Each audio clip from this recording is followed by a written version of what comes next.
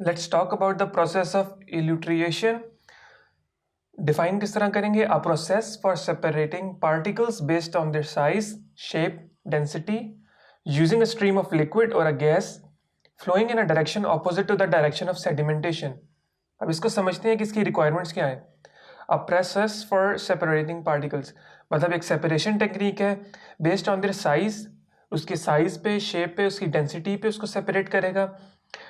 Use क्या हो रहा है? Using a stream of liquid और अ गैस। एक स्ट्रीम ऑफ लिक्विड, एक फ्लो ऑफ लिक्विड और अ गैस वो चाहिए होगा separation of, for the separation of particles, जिसपे वो सेपरेट हो सके on the basis of size, shape and density. और जो स्ट्रीम होती है वो फ्लो करती है एक ऑपोजिट डायरेक्शन में पार्टिकल के फ्लो के अक्रॉस। पार्टिकल डाउनवर्ड मूव करते हैं और जो स्ट्रीम है वो एक ऑपोजिट डायरेक्शन में मूव कर रही है, in a direction opposite to the direction of sedimentation. Sedimentation मतलब पार्टिकल्स के नीचे बैठना, उसके ऑपोजिट जो है हमारी स्ट्रीम जो है वो फ्लो कर रही है। पार्टिकल साइज जो है वो मोर देन 1 माइक्रोमीटर, बिकॉज अगर बहुत ज़्यादा छोटे पार्टिकल साइज होंगे तो ऑब्वियसली वो उसमें डिफरेंशिएट नहीं कर सकेगा और इसकी वजह से जो वेलोसिटीज़ हैं उनकी बेसिस पे वो सेपरेट नहीं होंगे पार्टिकल्स। प्रिंसिपल की बात करते हैं, separation of particles when a stream of fluid is pass through a particle का जो सोल्यूशन है।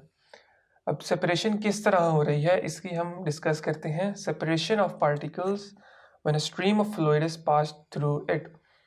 अब सपोज करते हैं ये हमारे पास एक स्ट्रीम है, यहाँ से ये फ्लूइड या एयर मूव कर रही है, हमारे पास कोई भी फ्लूइड है वो इसके अक्रॉस मूव कर रहा है।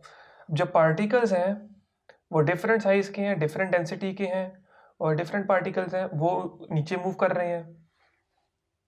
अब जो बड़े पार्टिकल्स हैं वो ज़्यादा डेंस होंगे, उनके मैस ज़्यादा होगा, उनके जो फीचर्स हैं वो प्रॉपर्टीज़ हैं वो डिफरेंट होंगी, तो ऑब्वियसली वो उनके जो सेपरेशन के टाइम है वो भी डिफ़र करेगा और वो सेपरेशन भी डिफरेंट वेलोसिटी पर देंगे।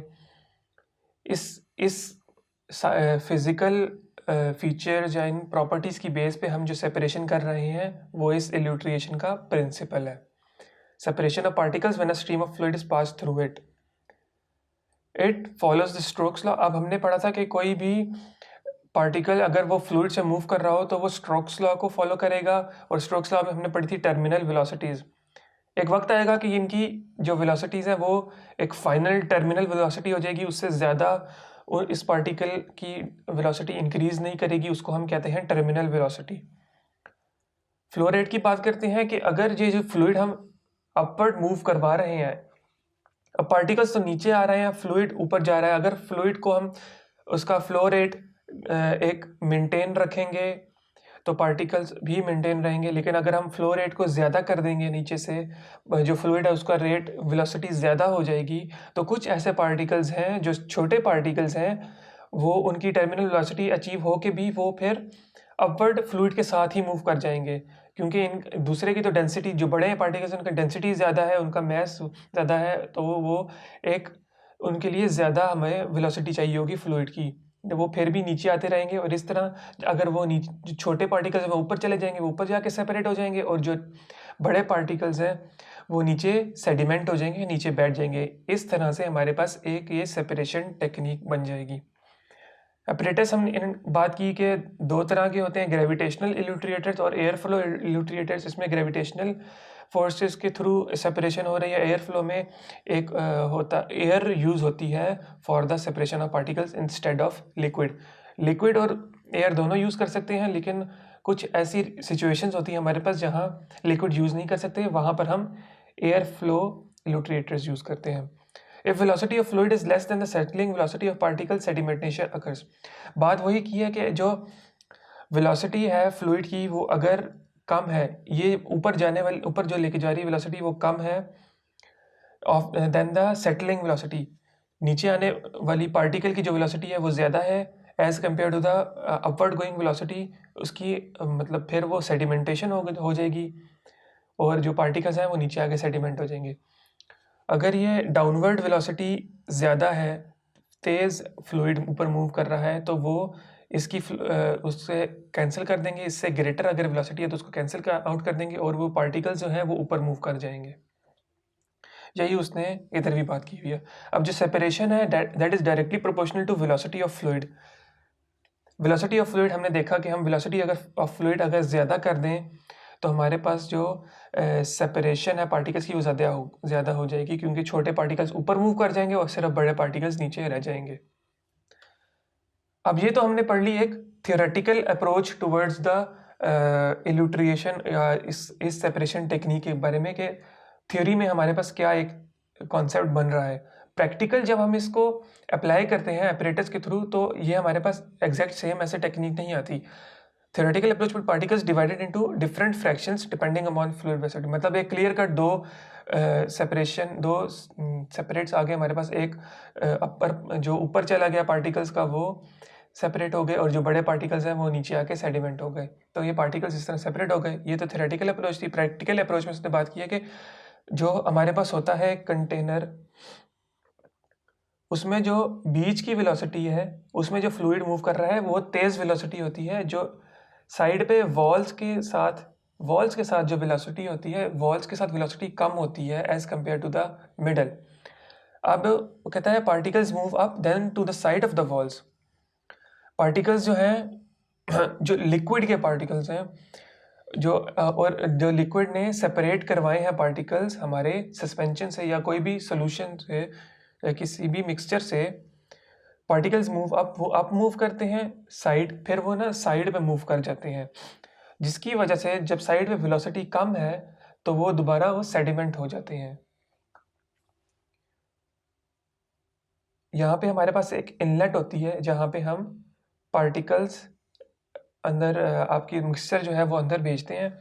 यहाँ से जब पार्टिकल्स अपवर्ड मूव कर रहे हैं तो कुछ तो पार्टिकल्स हैं वो सेपरेट हुए जा रहे हैं, कुछ जो है यहाँ से नीचे बैठे जा रहे हैं और कुछ जो है वो ऊपर जाते जा रहे हैं, वो सेपरेट होते जा रहे हैं, लेकिन फिर भी उनके जो है वो प्रॉपर्ली सेपरेट नहीं हुए हुए।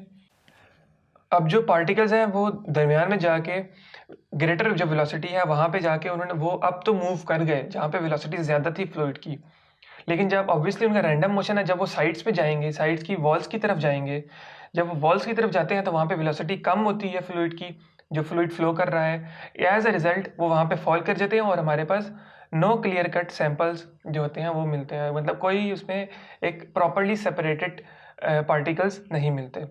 इसकी हमने रेमेडी के देखी। Separation of powders into several size fractions can be done by using many elutriators of increasing diameter connected in series. अब ये जो इल्यूट्रेटर्स इनकी शेप हो जाती है इस तरह की, नीचे डायमीटर कम होता है, ऊपर डायमीटर ज़्यादा होता है, तो ऑब्वियसली नीचे जो वेलोसिटी है फ्लूइड की वो कम होगी, ज़्यादा होगी, और ऊपर जाके वो फ्लूइड की वेलोसिटी कम हो जाएगी। ऐसे बहुत ज़्यादा कई हमारे पास होते हैं इल्यूट्रेटर्स, उनको हम सीरीज़ में कनेक्ट कर देते हैं। उसके साथ हमारे पास होता क्या है, as mass flow remains the same, जो हमने मैस है हमारे पार्टिकल्स का, हमारे फ्लूइड का, वो remains the same as column diameter increases. Column diameter increase कर रहा है, फ्लूइड वेलोसिटी डिक्रीजेस, फ्लूइड ऊपर जाते जाते डिक्रीज कर रही है वेलोसिटी उसकी। So particles of decreasing size will be separated. तो जो पार्टिकल्स हैं जिनका साइज कम है वो जब ऊपर मूव करते जाएंगे वैसे साथ साथ उनकी जो है वो सेपरेट होते जाएंगे थ्रू दिस टेक्निक। अब इस टेक्निक का हमें फ़ायदा क्या है, एडवांटेजेस देख लेते हैं। प्रोसेस जो है कॉन्टीन्यूस है, हमें कोई ब्रेक नहीं मिलता, हमें कोई स्टॉप नहीं, रुकना नहीं पड़ता। As many stages can be use as necessary, जितने मर्जी हम इल्यूट्रेटर्स यूज़ करें, हम वो डिपेंड करता है हम कितना प्योरीफाई करना चाहते हैं सब्सटेंस को और कितनी एफिशिएंसी हम चाहते हैं। Separation is quicker than with sedimentation. जो नॉर्मल सेडिमेंटेशन का प्रोसेस है उससे एक क्विकर प्रोसेस है। इसको हम एक तरह से फैसिलिटेटेड सेडिमेंटेशन भी कह सकते हैं। Modification in apparatus can be done, मतलब आप जितने मर्जी इल्यूट्रेटर यूज़ करो अपने प्रोसेस के हिसाब से। डिसएडवांटेजेस क्या हैं, एक बड़ा जो डिसएडवांटेज इन्होंने मेंशन किया is that the suspension has to be dilute which may be undesirable. मतलब अब हम कंसनट्रेटेड सॉल्यूशंस हैं उसको हम इस प्रोसेस के थ्रू सेपरेट नहीं कर सकते। एप्लीकेशंस यूज़ कहाँ हो रहे हैं, after size reduction, separation of over size particles. अब जो ओवर साइज पार्टिकल्स हैं जो हमारे रिक्वायरमेंट के हिसाब से नहीं है उनको हम ट्रीट कर सकते हैं बाद में सेपरेट करके, या उनको डिस्कार्ड करना है तो डिस्कार्ड कर सकते हैं। लिक्विड्स में एप्लीकेबल टू इनसॉल्युबल लिक्विड्स, वो सेपरेट हो सकते हैं इसके थ्रू। Gases for finer solids which separate too slowly in liquids. Gases को भी सेपरेट कर सकते हैं जो वेरी फाइन सॉलिड्स हैं, वो जो डिजॉल्व हुए हुए हैं, इन मिक्सड हुए हुए हैं गैसेस के साथ। Water soluble substance for them done by using air. जो वाटर सॉल्युबल सब्सटेंसेज हैं उनके प्रोसेस के लिए हम एयर एल्यूट्रिएशन करते हैं। एयर वाला जिसमें एयर फ्लो कर रही है वो वाला अपरेटस यूज़ करते हैं। Where dry processing is required separation is done by using air. जहाँ पे हम वाटर नहीं चाहते, जहाँ पे हमारा सब्सटेंस हाइड्रोलाइज हो सकता है, उसके चांसेस हैं वाटर डिकम्पोजिशन के या उसके डिस्ट्रक्शन के, वहाँ हम एयर से एक सेपरेशन कर सकते हैं। That is all about इल्यूट्रिएशन।